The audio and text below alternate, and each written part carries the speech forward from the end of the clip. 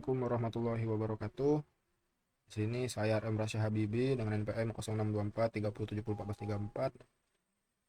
1434 dari kelompok 1 ingin menjelaskan soal tugas 1 dan 2, yaitu soal 1 analisis sinergi prosesor dan RAM dalam multitasking. Prosesor diibaratkan sebagai otak yang mengatur semua perintah, sementara RAM diibaratkan sebagai meja kerja untuk melakukan kegiatan. Analisislah bagaimana ketidakseimbangan antara jumlah core atau thread pada prosesor dengan kapasitas RAM dapat menyebabkan penurunan performa atau bottleneck saat menjalankan banyak aplikasi berat sekaligus. Sertakan penjelasan mengenai peran data sementara dalam proses ini. Nah, jawaban dari analisis yang sudah kami lakukan yaitu analisis sinergi prosesor dan RAM dalam multitasking. Dalam arsitektur komputer modern, performa multitasking ditentukan oleh harmonisasi jalur data antara instruksi yang dieksekusi prosesor dan kapasitas penampungan data dalam memori utama.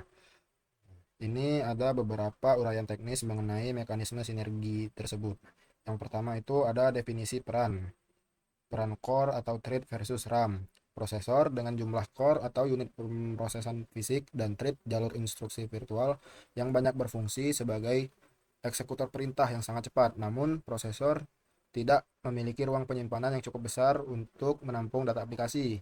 Nah, disinilah RAM berperan sebagai meja kerja atau area untuk menampung data sementara dari eh, core atau thread tadi, atau bisa disebut sebagai buffer berkecepatan tinggi yang menjembatani komunikasi antara penyimpanan permanen dari SSD atau hard drive dan prosesor. Dan yang kedua itu analisis ketidakseimbangan atau bottleneck. Penurunan performa atau bottleneck ini terjadi apabila terdapat kesenjangan kapasitas antara kecepatan prosesor dan luasnya RAM. Nah, jika sebuah komputer memiliki prosesor dengan prosesor high-end, misalnya 8 core dan 16 thread, tetapi hanya memiliki RAM dengan kapasitas kecil, misalnya 4 GB, maka prosesor yang mampu mengerjakan banyak tugas sekaligus menjadi terhambat karena meja kerja tadi atau RAM itu tadi sudah penuh atau sesak. Nah, di saat RAM ini penuh, sistem akan menggunakan metode pegging, yaitu memindahkan data sementara ke virtual memory yang ada di dalam SSD ataupun hard disk. Nah, karena kecepatan baca atau tulis dari SSD atau HDD ini jauh lebih lambat dibandingkan RAM, prosesor akan mengalami kondisi I/O wait atau menunggu data datang yang menyebabkan gejala stuttering, input lag, hingga aplikasi yang tidak responsif atau application not responding. Dan yang ketiga yaitu peran data sementara dalam multitasking. Data sementara itu merupakan salinan instruksi dari program yang sedang berjalan, yang harus selalu siap diakses oleh prosesor dalam hitungan nanodetik. Dalam skenario multitasking berat, seperti membuka banyak tab browser sambil rendering video misalnya, RAM harus mampu untuk menampung semua data sementara dari seluruh aplikasi tersebut secara bersamaan. Jika kapasitas RAM ini memadai, prosesor dapat berpindah dari satu tugas ke tugas lain secara instan, atau context switching.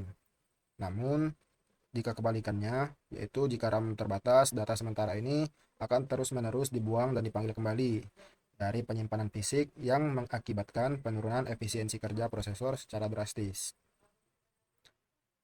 Nah, yang kedua yaitu evaluasi strategi penyimpanan data SSD versus HDD. Nah, ini adalah jawaban dari nomor 2, yaitu soalnya sumber menjelaskan bahwa SSD memiliki akses yang jauh lebih tinggi dibandingkan HDD. Namun, HDD menawarkan kapasitas besar dengan harga yang lebih terjangkau. Di sini kita disuruh melakukan analisis mengapa skema penggunaan SSD untuk sistem operasi atau OS dan hard disk untuk penyimpanan data statis, foto atau video dianggap sebagai konfigurasi yang efisien pada saat ini. Bagaimana hal ini memengaruhi kecepatan loading program dan efisiensi biaya perakitan. Di sini dijawab di nomor 2 yaitu analisis efisiensi konfigurasi hybrid SSD plus hard disk. Nah, konfigurasi ini dianggap paling efisien karena memisahkan beban kerja berdasarkan karakteristik data, yaitu ada dua. Yang pertama yaitu SSD untuk OS dan software, yang dimana sistem operasi dan aplikasi modern memiliki ribuan file pustaka.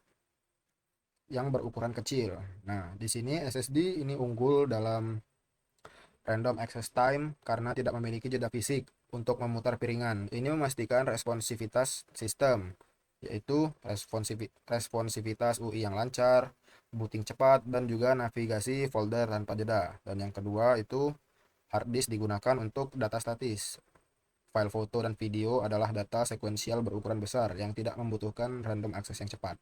Karena harga per gigabyte hard disk ini jauh lebih murah dibandingkan SSD tadi, menggunakan hard disk untuk arsip data adalah cara yang paling logis untuk mendapatkan kapasitas terabyte tanpa menguras anggaran. Nah, yang kedua ini adalah dampak pada kecepatan loading program.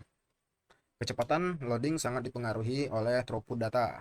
SSD SATA memiliki kecepatan sekitar 500 MB per second, sementara NVMe SSD bisa mencapai 3500 MB per second hingga 7000 MB per second.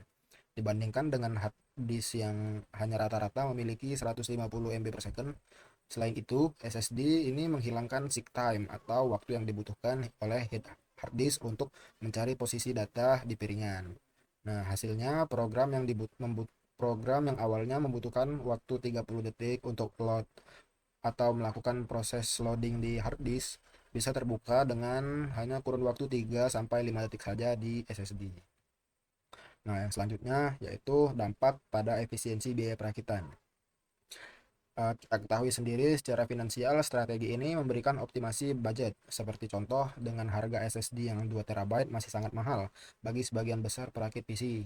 Dengan membeli SSD 256 GB atau 512 GB khusus untuk OS dan aplikasi utama seharga beberapa ratus ribu, dengan menambah hard disk dengan kapasitas 2 TB untuk gudang data dengan harga yang hampir sama, penggunaan mendapatkan sistem dengan performa high-end sekaligus kapasitas penyimpanan yang besar. Ini jauh lebih hemat dibandingkan membeli satu SSD berkapasitas besar dan hanya menggunakan hard disk yang akan membuat PC terasa lambat. Nah, itu penjelasan dari saya mengenai analisis 1 dan 2. Yang pertama itu analisis sinergi prosesor dan RAM dalam multitasking. Yang kedua, evaluasi strategi penyimpanan data, yaitu penyimpanan dari SSD versus hard disk. Baik, di sini saya akan menjawab pertanyaan nomor 3. Soalnya 3. Kritik terhadap pemilihan power supply unit PSU. PSU disebut sebagai jantung yang mengalirkan daya ke seluruh komponen, dan kegagalan fungsi PSU dapat merusak komponen lainnya.